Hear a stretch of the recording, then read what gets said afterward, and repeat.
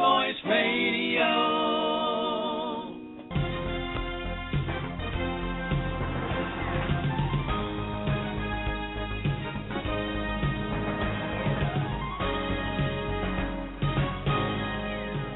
Good evening and welcome to A Kind Voice on Movies. I'm your host, William Battle. Tonight we have a very special episode. Our guest tonight is an Emmy-nominated filmmaker and founder of production company Thoughtful Robot. Tonight we'll be talking about his new film, Almost Sunrise. His name's Michael Collins. Welcome to the show, Michael. How are you tonight? I'm great, William. Thanks for having me. Hey, it's great to have you on the show. You've done quite a bit of award-winning work in your career. Can you tell us how you started in filmmaking? My background was more in animation and things like that, and then this story found me. That became my last film, Give Up Tomorrow. It was a story about a young man who was wrongfully convicted of a crime in the Philippines, and he was sentenced to death. And I created an animation about it online, and then I thought, you know what, this really has to be turned into a film. And I had some experience with video production. And I went around and I asked a whole bunch of people who I knew that were filmmakers, and I told them, you have to make this into a film. But I realized no one was going to do it. No one had the passion for it the way that I did. So I worked with my partner on it, and we just sort of got a camera, hopped on a plane, and went to the Philippines and started shooting. Was it from your animation background, was it a natural progression actually directing?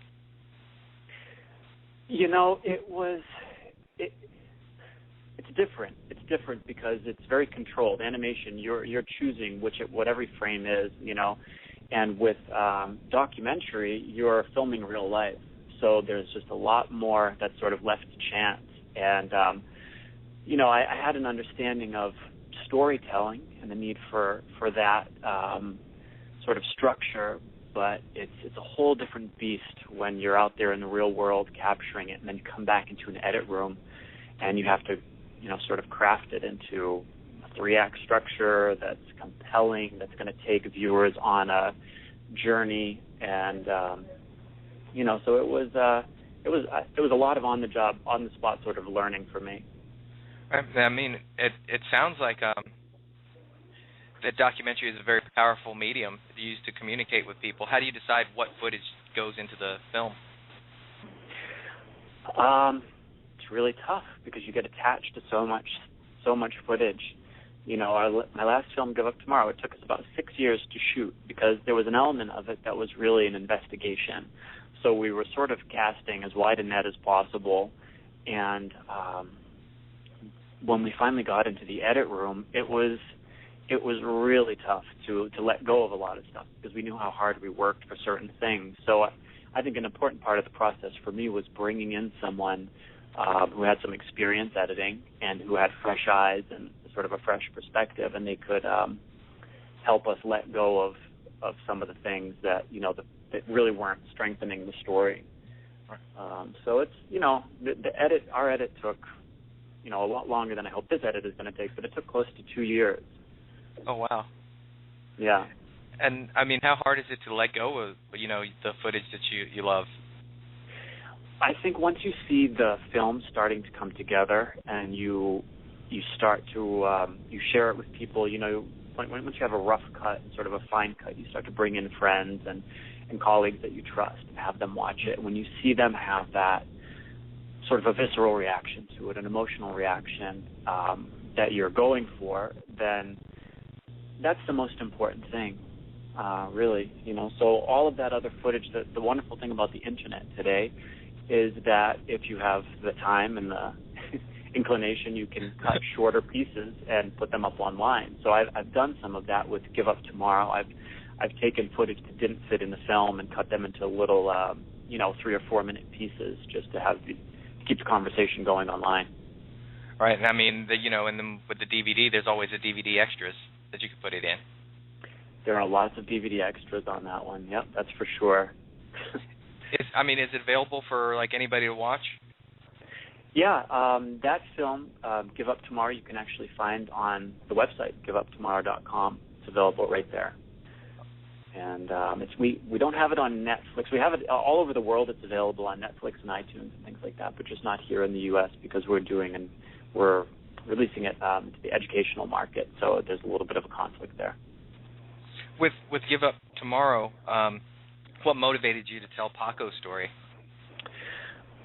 Well, there was a personal connection. Someone very close to me who became the producer on the film, Marty Sihuko. It was his brother's brother-in-law, and that's how I heard about the story. Marty's brother came to me and said, "Hey, this is what's happening," and asked me if I would make an animation about it to try to share this story with people all over the world, because at that point, Paco, the young man's name in the film, had been sentenced to death. So it was, for me, it was personal. It was almost like family. And then, honestly, once I heard the story and I realized no one's going to do anything, I was going around knocking on people's doors, trying to get people's attention, but I realized that it sort of became my responsibility in a way to just do whatever I could. And I thought, this is the least I can do, is to try to share his story. And I really believe in the power of documentary to create social change in the world. And I just knew it would be a powerful medium, powerful story. And, luckily we were successful, and the film had a lot of effect on his case. And it won a lot of praise on a lot of levels. Can you tell us what it was like going to the Philippines and making that film? It was really intense going to the Philippines the first time, I'll be honest with you, especially making a film like this, because, the stakes were so high. Someone was on death row, and we were going to try to make a film that would help to shed a light on this injustice. And having never made a film before, and then suddenly, you're out there and you're doing this, and people are counting on you, there was obviously a tremendous amount of pressure. So it was really stressful. And trying to navigate the Philippines. Luckily, Marty is from there. He grew up there, so I couldn't have made the film without him. And so it got easier over time, but this was also a story that a lot of people didn't want to be told. There were some, the people who, whoever really did this crime obviously had a vested interest in this story not being told. So we were warned over and over again, and people were scared to talk to us, so we had to do a lot of convincing of people that, we had good intentions and all that. So that's also why it took us so long. We thought we would go in and come out in, a few months, capture what we needed, and it turned out to be years. Oh, wow. You stayed years in the Philippines? Well, we would go for a few. The first trip was supposed to be 4 weeks. That's what we thought we needed. That ended up being about 4 months, and then we came back, and we went back. So altogether, I don't know how much time was spent on the ground. I forget now. I don't know if it was 1 year or 2 years. Honestly, it's a bit of a blur, but it was a long. We would go for months at a time, because that's what you had to do in order to get to the people that you were trying to reach. I mean, we wanted to talk to everyone involved with this case, and so we wanted to get to the prosecution. The people who we knew had lied. The police, the people who had framed these Paco and his other co-accused. So we really wanted to get to everyone, and it was a long, slow process. But ultimately, we knew we had to in order to create the most compelling film possible, and that way it would get the kind of awards that it got. It would get the visibility that it got. We're really fortunate it was shown on PBS and BBC and all over the world, and it did really well in the festival circuit. So it just took time. I mean, the time was worth it. It saved Paco's life and helped abolish the death penalty in the Philippines. That's got to feel way better than all the awards. Absolutely. That's what it's all about, really. It's just, for us, it's just all about the impact. And, that's why we make these films, is because we know what a powerful tool that they can be in the world. So we want to get people together, get them in a theater, have them walk in someone else's shoes, create an experience for them that will help to shed light on an issue that they otherwise wouldn't necessarily be exposed to or be thinking about so much, but then ultimately leave them in a place where they're inspired to take action, to do something.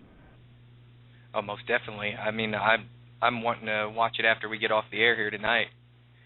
Just kind of check it out. You know, I've been on a mission all week, so I haven't really had a chance to watch any movies or TV or anything. Wow. So where were you this week?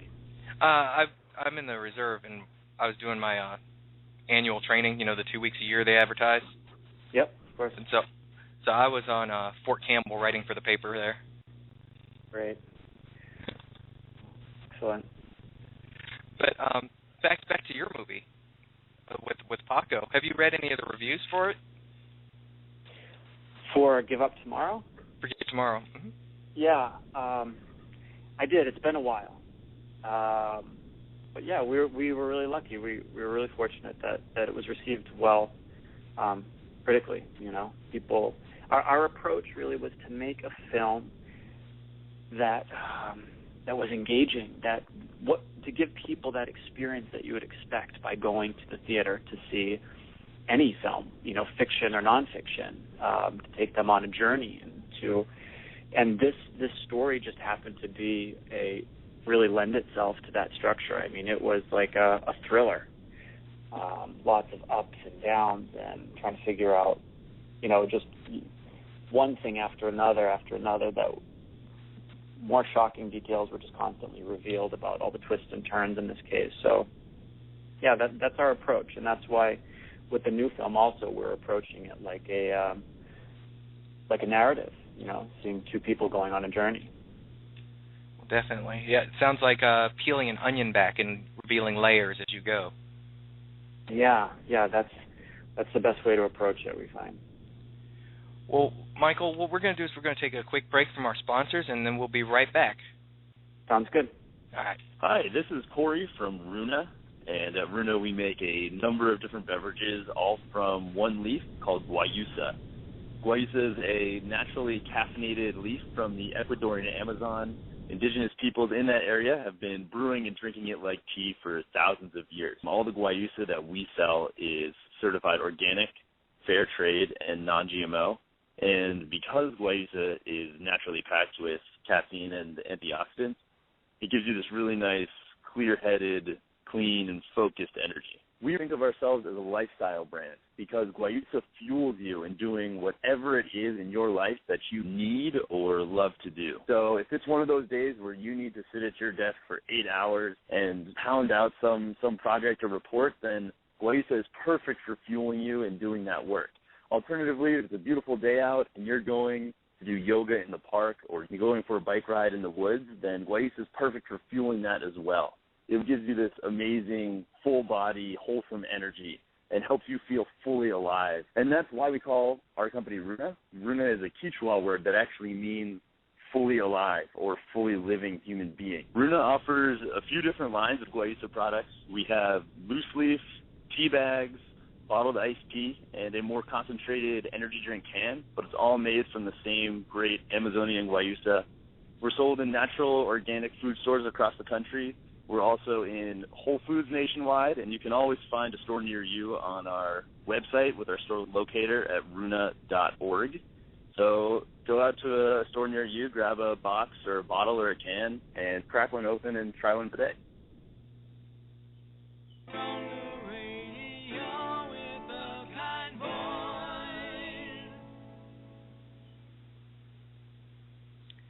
Welcome back to A Kind Voice on Movies.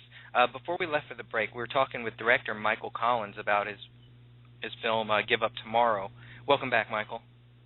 Thank you. Well, before we left, you were talking about your passion for impact, awareness, and advocacy. Would you say that Give Up Tomorrow brought it out as you were working on it, or was it something you've always had?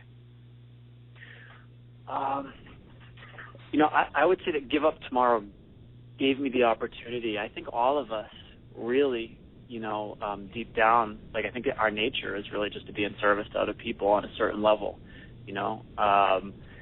and this project found me, and I just felt really grateful that it gave me the opportunity to do something that was sort of thinking outside of myself, that was for, helping someone else, helping a bigger cause, and and that was really why I started making the film. I mean, it came from a place really of activism, of seeing an injustice and wanting to help correct it. but also seeing the power of film and wanting to craft a really strong film, because I knew that the two sort of went hand in hand. It definitely does. And I was reminded of Paradise Lost. Have you seen that one? About the West Memphis Three? Yeah, those were a huge inspiration for us. That was one of the first documentaries that I ever saw. I think that and maybe The Thin Blue Line by Errol Morris. Those were some of the first ones. Yeah. And you said that kind of influenced you, as kind of inspirational? Absolutely, because I saw that was really what proved to me that these films really had the power to make change in the world. You know, the Paradise Lost film inspired a whole movement. Those guys are free right now, and it took a long time. You know, unfortunately, the wheels of justice turned very slowly in this country and all over the world.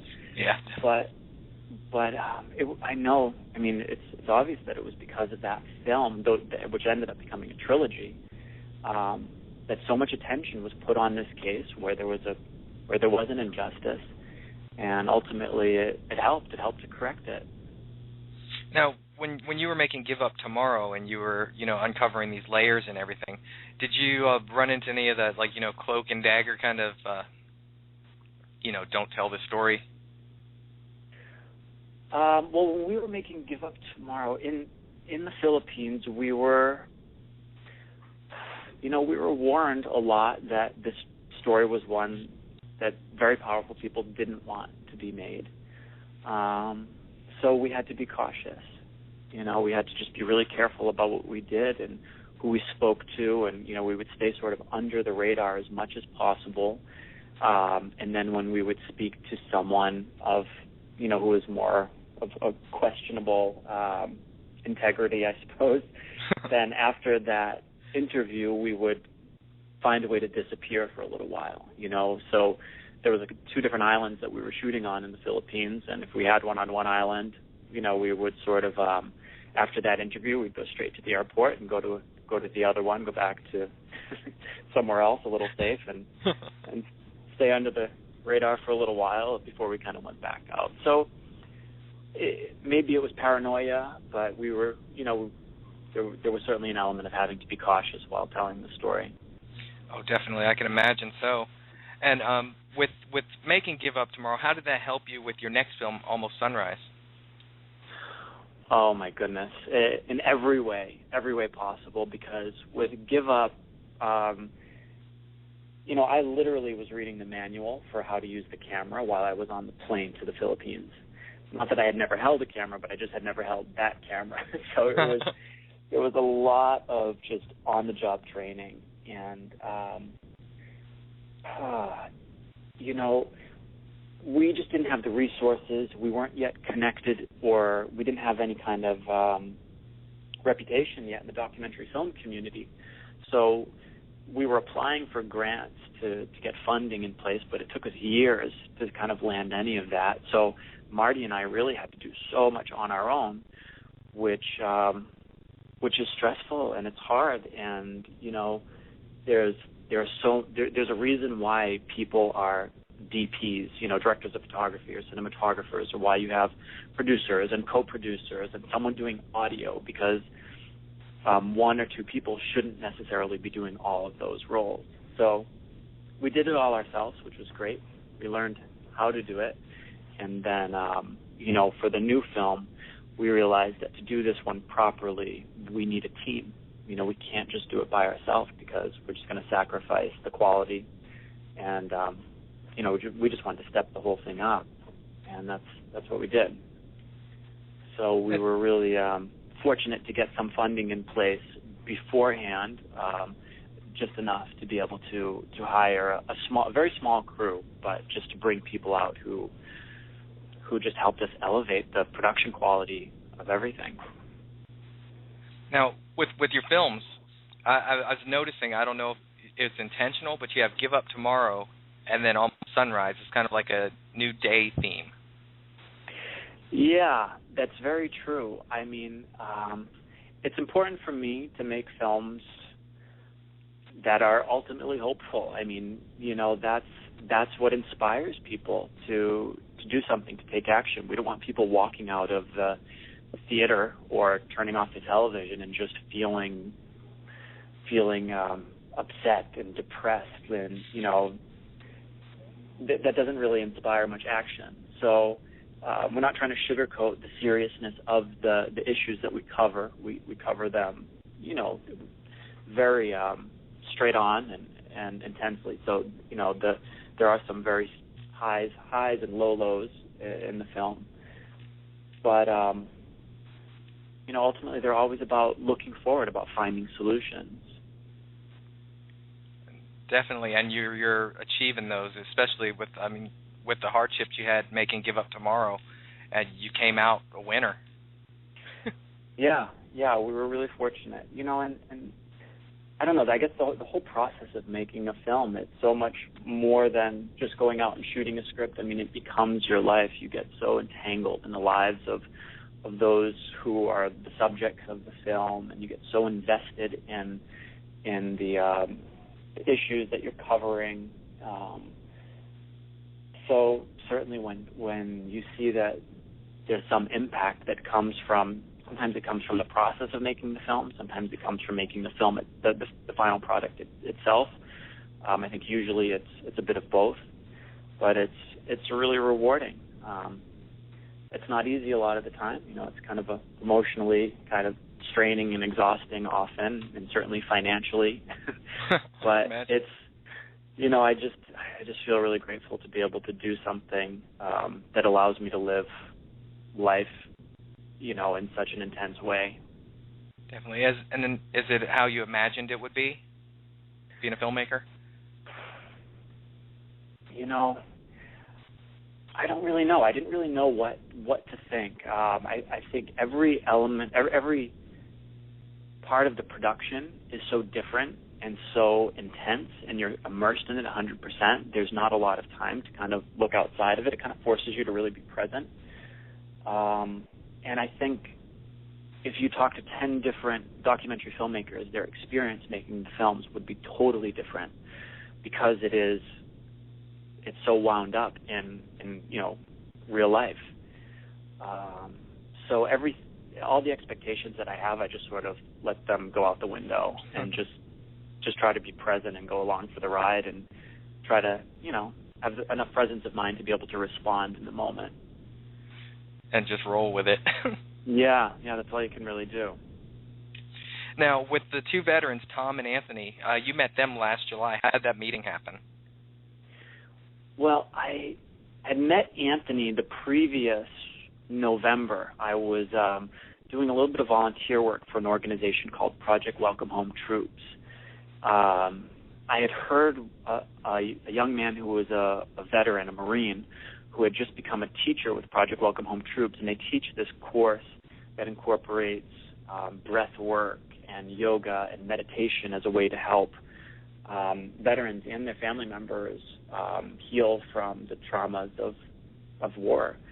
And I heard this guy speak, and I was just so moved. And I reached out to the organization, and I said, hey, if there's anything that I can do, I'd love to help. And they said, well, yeah, let's help us make a video. So their executive director and I kind of hopped on a plane and went to a couple of different cities where people had taken this course, and I just started interviewing the vets and learned about their experience before and after the course. And that became sort of a 10-minute video that organization now uses. I think it's on their website, projectwelcomehometroops.com. But in that process, Anthony was one of the vets who I met. And I learned about all of the issues that their community was facing and really has been facing for, ever since Vietnam, and I'm sure even before that. But it was really eye-opening for me to see the struggles that were going on in a community that seemed a little bit isolated, that, the rest of us who are, could be more sort of seen as being in civilian population, weren't so engaged with the issues that were going on in this community. And, obviously the one statistic that I think shocks all of us is that 22 veterans are taking their own life every day. So after talking to all of these that I just really knew that the next film I wanted to make just had to be about these issues. So I was searching for a story that would allow me to do that.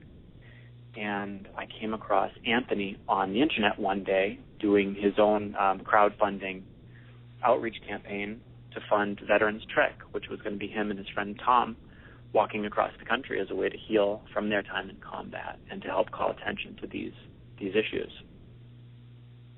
Definitely sounds like a worthy cause. I mean, I can get behind that. We had Memorial Day this past week, so this is a fitting topic for this week.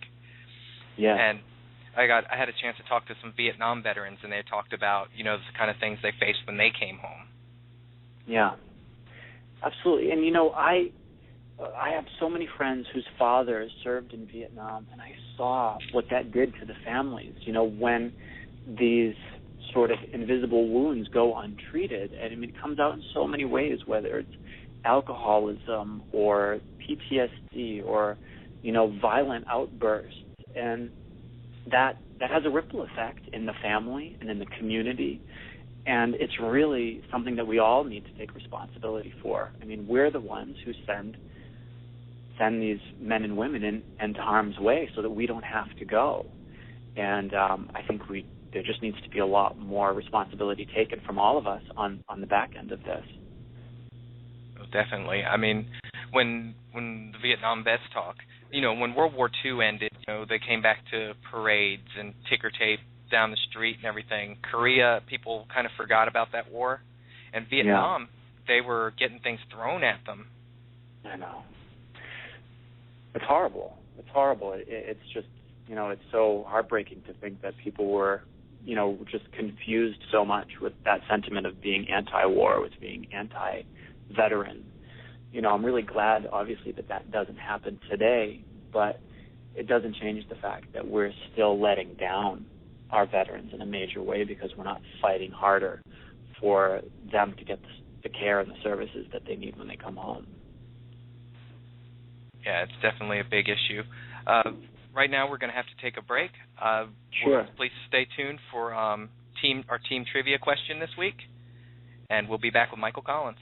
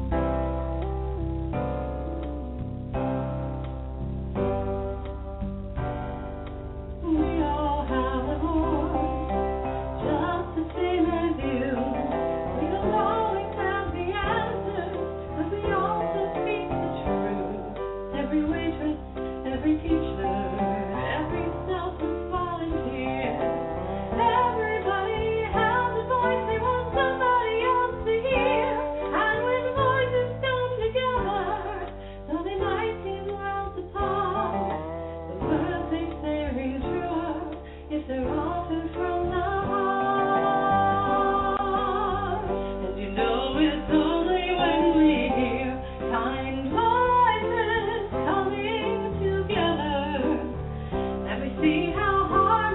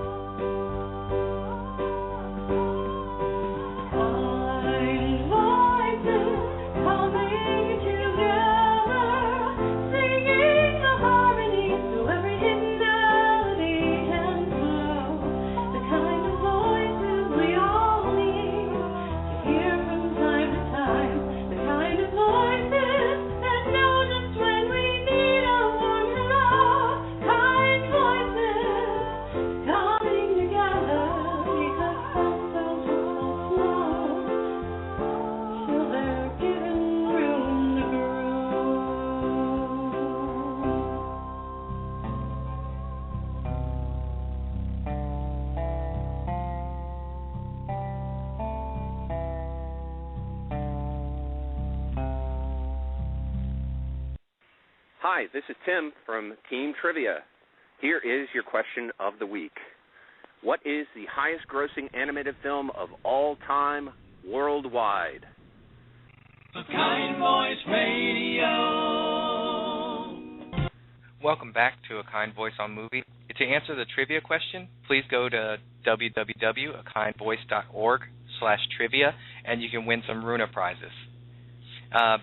Before we left for the break, we were talking to Michael Collins about his movie Give Up or Almost Sunrise. Welcome back. Thank you. I apologize. It's kind of a topic that's near and dear to me. It's kind of got me thinking a lot outside. Lost my focus a little. Yeah. But back to the issues facing the veterans. What were some of the issues that Tom and Anthony were facing? I think so many, to different degrees. Anthony, really they'd be the best ones to answer that, but Anthony certainly had a lot of anger issues. That was something that came up a lot. He came home, and from talking to his wife, he was just a different person. He went from someone who was very sociable, who was sort of always wanting to go out and sort of the life of the party, to being someone who really just wanted to spend a lot of time alone in his basement. I think had a lot of trouble relating to people, and major anger issues. And that's something that I think has come up a lot of the vets that I talk to, is that there is no sort of graduated experience when it comes to anger. It's 0 to 10, and they don't see it coming on, and no one around them sees it coming on. So he was really pushing away a lot of the people in his life, and really he also became a father a couple of years ago. And I think part of the reason what inspired him to take this walk was he just really wanted to be able to be present. He wanted to be a better husband, a better father.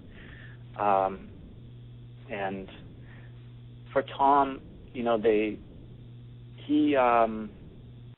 again, it's really hard for me to speak for them, but I think both of them had major drinking problems. I think that's safe to say, and that's very common as well. I think there's obviously a lot of emotions that are really hard to deal with, and that seems to be a quick fix for a lot of people to just to be able to sleep at night. These guys are just drinking a lot just so that they could quiet down their mind enough to go to sleep. Tom experienced a lot of violence, as did Anthony, during his service in Iraq himself, and then he lost some people very close to him while he was there. And that's hard for anyone. But at 20 years old, I think I can't even imagine what kind of impact that has on someone.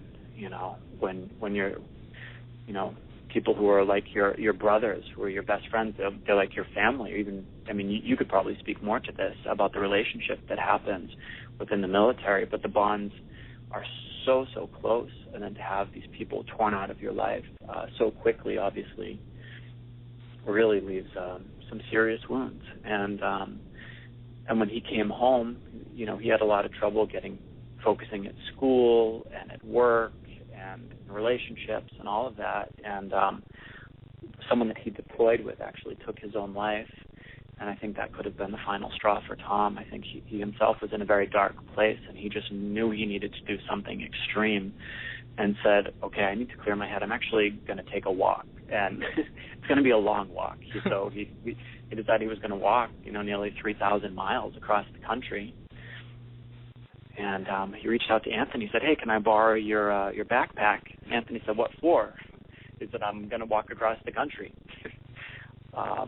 And Anthony very quickly understood the power of that and the need for that in his own life, and said, I'd love to come with you. Let's do this, and maybe we can turn this into something bigger than just the two of us. Let's use this as an opportunity to shine a spotlight on the issues that they themselves were facing by sort of going out and being really open and talking to people.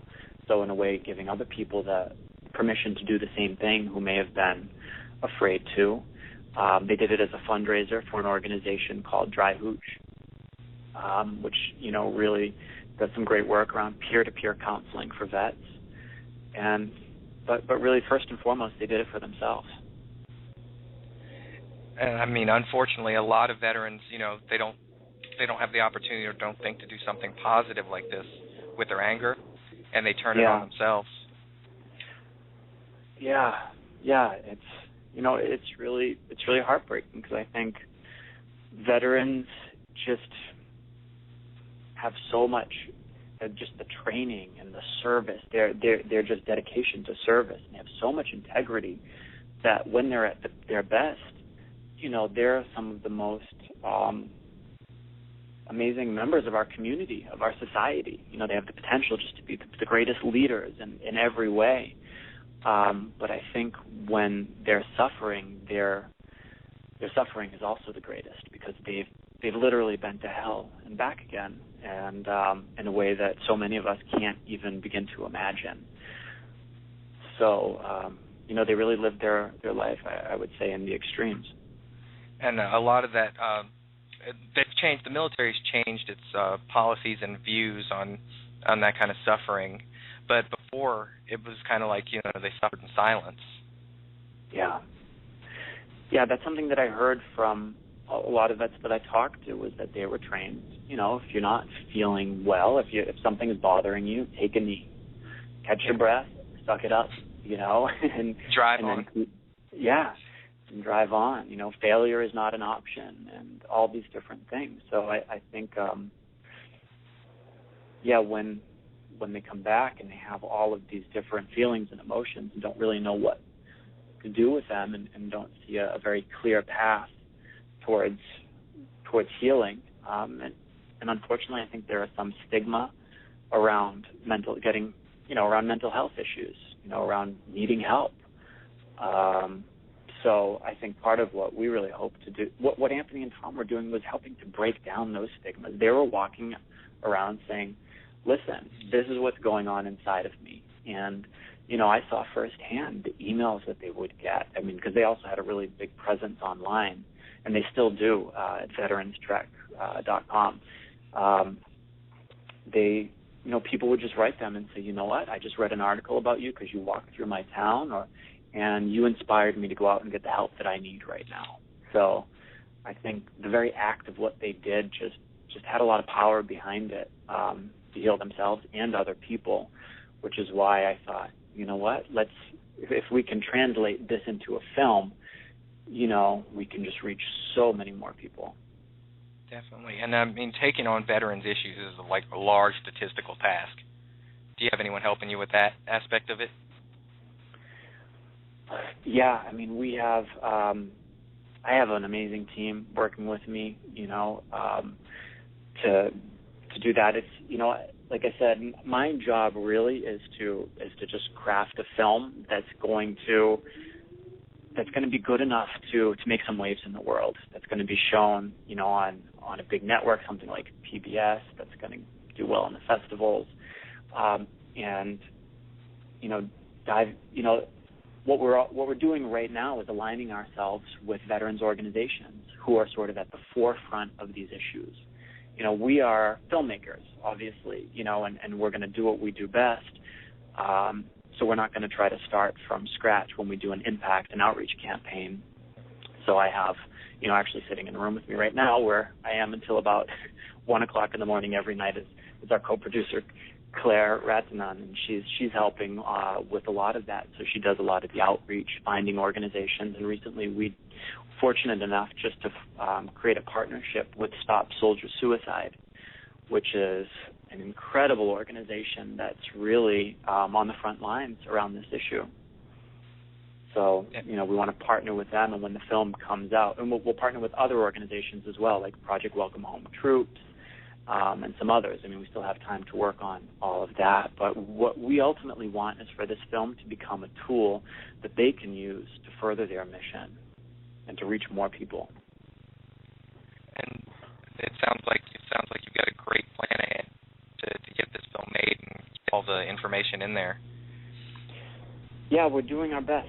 I learned so much from the last experience, and it really amazes me. I mean, it took me 6 years to shoot the last film, and this one we did it in under a year. You know, we still have a little more shooting to do, but most of it is done.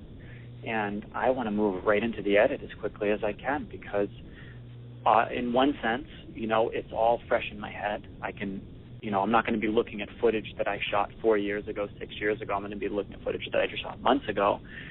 But in another sense, there's obviously a huge sense of urgency around this topic, around the suicide crisis that's going on in the country right now, and getting this out there as quickly as we can and having it reach as many people as soon as possible.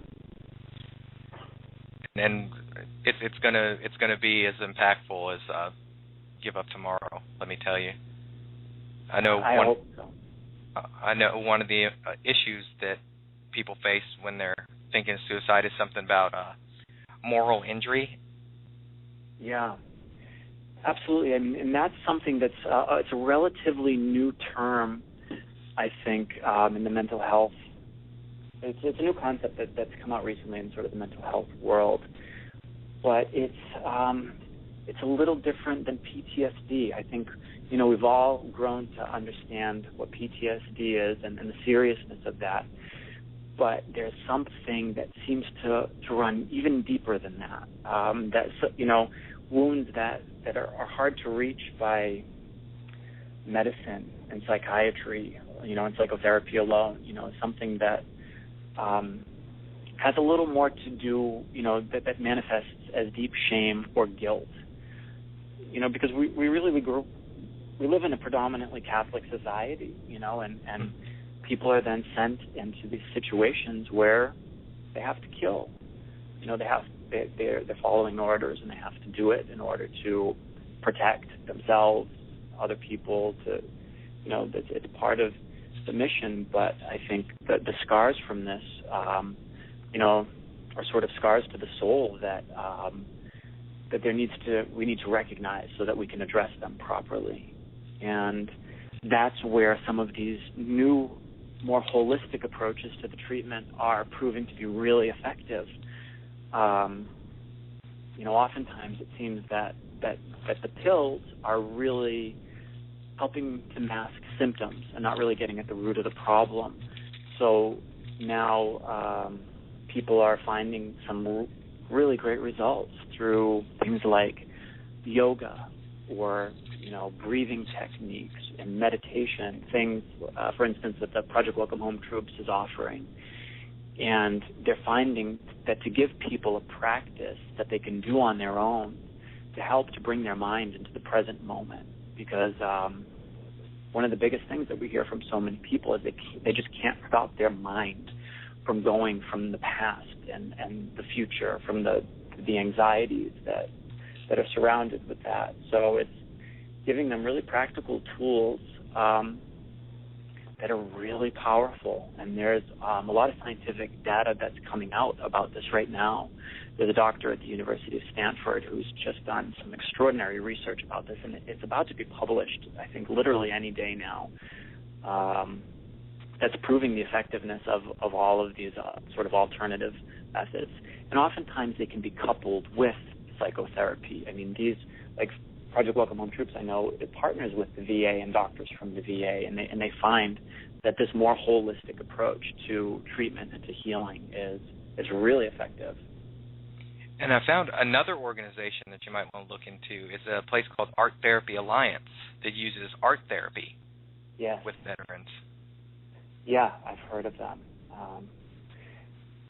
Again, it's really incredible work that people are doing, thinking sort of outside of the box a little bit and giving people experiences that put them in the present moment. It gives them an opportunity to, you know, sort of reconnect parts of their brain that have been sort of rattled from their experience, and it's really powerful stuff. It is, and I can tell you from experience that the scars that you can't see are the ones that are hardest to heal and deal with. Absolutely. And, you know, there are so many people, and with everything winding down in Afghanistan now, I mean, there's there's just so many people that really that are going to be needing help, and I think it's really it's a conversation we need to be having a lot more to figure out what we can do to be ready for that. And I mean, already we're failing, because if there's 2 veterans taking their life every day, we're failing. But today there's 22. You know. So. I can imagine. What we're going to do is we're going to take our last commercial break for the evening, and we'll be right back with Michael Collins. Thanks. Hi, this is Tim from Team Trivia, and I really hope you're enjoying your weekly Team Trivia questions. The good news is the fun isn't limited to a kind voice. We have live shows all over the country where you can put all your knowledge of random or weird facts to use. It's completely free to play, and the best part is that there are great prizes. And if you're in charge of planning your company's holiday party or diversity training seminars, give us a call. With an impressive resume, including the Atlanta Braves, the Home Depot, and Delta, we can handle any corporate event needs for you. If you're in the Atlanta area, check out teamtrivia.com. For all of the regions, go to teamtrivia.com. And call 1-866-5-TRIVIA when you want to book us for your next event. And be sure to mention you heard this ad on A Kind Voice to get 10% off. A Kind Voice Radio. He went without food, not to lose weight, but to help people lose generations of hate. While many around him rose up with violence, he sat down for peace. When others used religion as an excuse for war, he used it to remind them of love. Mahatma Gandhi made the world a far better place by reaching out with the strength he cultivated within his soul. Soul, pass it on, from the Foundation for a Better Life at values.com.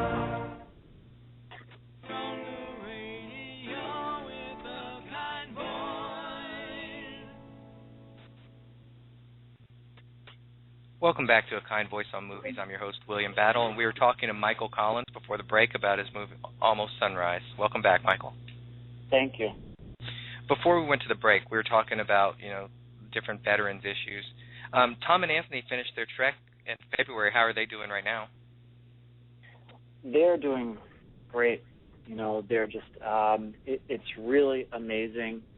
I have to say, the transformation that both of them went through. They set out on this journey with a mission to heal and to find some peace and clarity. And it wasn't easy. It was a lot of work, and they did it. So many different ways. By experiencing just the kindness of all those who sort of invited them into their homes along the way, by learning some of these tools. They learned how to meditate and all those different kinds of things. And really, now they're in a place where they're just excited to be able to share these with others. So what they're doing is, Veterans Trek is what they called their walk across the country, and now they're working to turn that into an organization so that they can work with other veterans and give them the same experience. Obviously, they won't all be walking 2,700 miles across the country, but they're going to be doing, I think, a series of different shorter treks in different places that are really carefully put together to give people the experiences that they had along their trek. Definitely, and this sounds like the story is very much a story of hope and reaching out for human connection. Absolutely. That's what it's all about. At the end of the day, I think something that they said was they had all of these deep impressions that were left in them from their time deployed, and what was happening on this trek was they were starting to replace some of those really strong memories and emotions with new ones, but that were on the opposite side of the spectrum, that were filled with gratitude and just by experiencing all the kindness of others who are coming out in service of them to help support their walk and their mission. Definitely. And how are you reaching out to, get word out about the film? It's going well so far. We have a presence on Facebook. We have an Almost Sunrise page there. And I think on our first day we put it up, we had 500 people. Now we're nearly at 1,500. Certainly we have a long way to go. We want to reach a lot more people there. So we're just doing our best. We're trying to engage people right now around a Kickstarter campaign that we have going on. So that's given us an opportunity to really connect with a lot of different communities because they see the value in what we're doing and the potential for this film to be a really powerful tool in the world. So they're helping us to promote the campaign and things like that. So we're making a lot of great connections. As I mentioned, Stop Soldiers Suicide has become a really wonderful partner. USCCA, there's a lot of different organizations that have really stepped up and are reaching out to their communities to help us get this film made. We're in a place right now where we just want to start editing, and we basically spent our whole budget for shooting, and that was really great, and we're working like crazy to fundraise for the post-production budget, but we don't want to lose momentum. We want to continue editing right away to jump into that. So we have a Kickstarter campaign going on, and there's links to that from our website, which is sunrisedocumentary.com, and from our Facebook page, the Almost Sunrise Facebook page. But we're in the final 10 days of it, and really we just want to make this film as soon as possible. And there's a video up there where you can see some clips of the film, and we created a whole bunch of short videos that people can look at. There's one around meditation. There's one that we did for Memorial Day, a whole series of them. So it can give people a glimpse of the film and the footage and a real clear understanding of what the narrative arc is going to be, what our mission is with the film and the outreach campaign. Definitely. And with your Kickstarter, I know Tom and Anthony used Kickstarter to fund their trek. Did they help you with kind of the ins and outs of crowdfunding for this film? Yeah, they had some great advice for me. They're very successful fundraisers themselves. They raised a whole bunch of money, as I mentioned, for Dry Hooch. That was part of their walk. So they've just been great because they're sharing everything that I put up with their whole community. So they've been they continue to be a big part of my life and this whole journey, I think, that we're sort of all on now together. Definitely. And with the Kickstarter campaign, sometimes, people get real interested in the incentives. And one of the things that caught my eye was the smudging kit from Wolfwalker.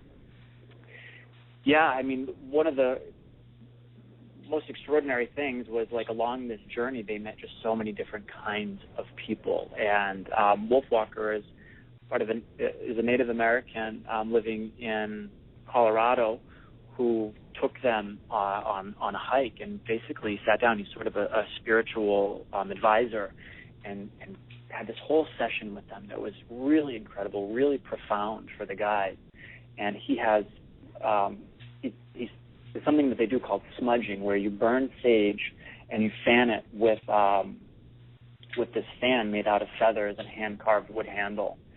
And, he does that to sort of purify them and clear the space before they sit down and have these very sacred conversations. So we have all that on film, and he was kind enough to donate 5 of those that he's hand-making for donors. I think there's only one left right now, actually. But for any donation level, there's all kinds of really cool rewards that people can get. I think there's an astral reading one also. Yeah, Vedic Astrologer. Again, we're trying to have our rewards reflect the film and experiences that Anthony and Tom had in the film. And something that happened in Sedona was they met with just this world-renowned Vedic astrologer, Dennis Harness, and he was kind enough to give them to read their charts, which means they basically have to tell him what city they were born in, the date, the time, and from that there's a whole mathematical sort of process that's done. There's a real science behind it. He's able to give them some advice kind of looking forward, and he looks back a little bit too, and we caught all of that on film. It's really wild to see just the accuracy that he had. He didn't know these guys at all, and he was telling them things that you just couldn't even believe. But ultimately, again, it's just a tool to offer people as guidance, just to be sort of the best versions of themselves as they move forward. So Dennis was kind enough to offer 5 of those as incentives for people, and I think there's one left of those as well. Oh, wow. People better act fast. Yeah, for sure. And, you know, with Kickstarter, I'm sort of shamelessly plug it a little bit, but it's all or nothing. You know, we have a goal that we have to meet. We're about 70% there. And if we don't reach it 100%, we don't get any of it. And, you know, this really only represents a percentage of our overall budget. We have a lot more money to raise, but this will allow us to keep on moving. And, you know, I just feel like we can't waste a day at this point. We just really want to get this film done, get it done right, and get it out into the world as soon as possible. And do you have any idea what comes next? In terms of a project after this film? Yes. You know, I'll be honest with you. For me, the next project is the outreach campaign. So after I finish cutting this, you know, that doing all of the outreach and, you know, the impact campaign around this film is, for me, probably the next couple of years. Because it's just a lot of work, and it's great. Just partnering with organizations, doing community screenings, going around and just sharing this with as many people as I can. And I would just sort of let it loose in the world, but I find that if the filmmaker themselves puts some energy behind it and is there, then it can have a lot bigger impact in the world. So I'm just willing to make myself available for as long as I need to until you know, we've had the impact that we need. Oh, definitely. And unfortunately, we're almost out of time for the evening. And I'd like you to reiterate to our listeners where they can go to help you with this project.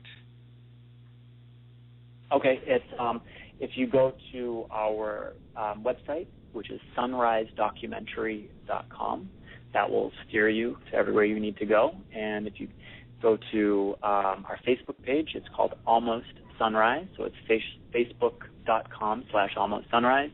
And if you really want, you can just go straight to Kickstarter and just do a search for Almost Sunrise, and our project will pop up. And we also have a link to all that in the show description on Blog Talk Radio, Kind Voice. That's great. And we'd love to hear from people. I mean, this is we really like the dialogue that's going on all these on our Facebook, and we're on Twitter, and we're on Tumblr. We're everywhere. And we really want to hear from people. And you know, just really, this is a community effort. And, you know, we're really excited about the whole process. Definitely, and I would like to thank you personally for being on the show. I'm a veteran, and it's good work that you're doing. Well, I appreciate it, and thanks for all that you do for all of us, because, you know, you're doing a job that not all of us could and would, and, you know, I'm just so grateful for that. Well, thank you. It's an honor to have you on our show, and that's all for our show tonight. Okay, thanks, William. All right, thank you very much, Michael.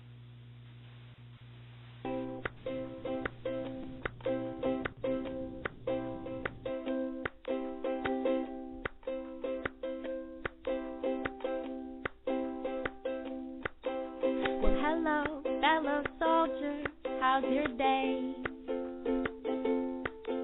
Come take my arm, let's walk and sink away. I want to know your thoughts now, yes it's true. And that bluebird, he flew by now just for you. You step outside, you don't know who you'll meet.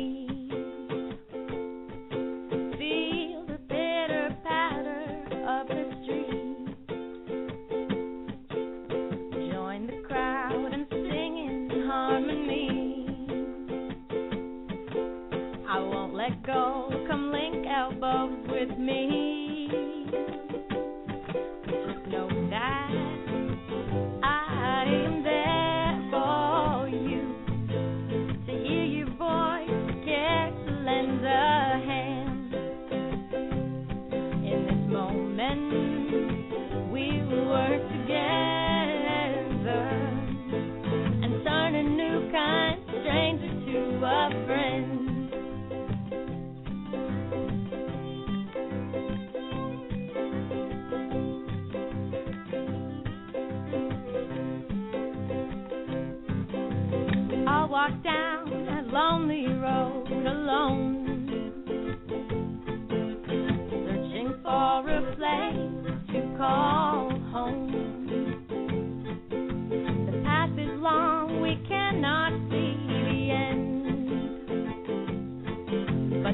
journey so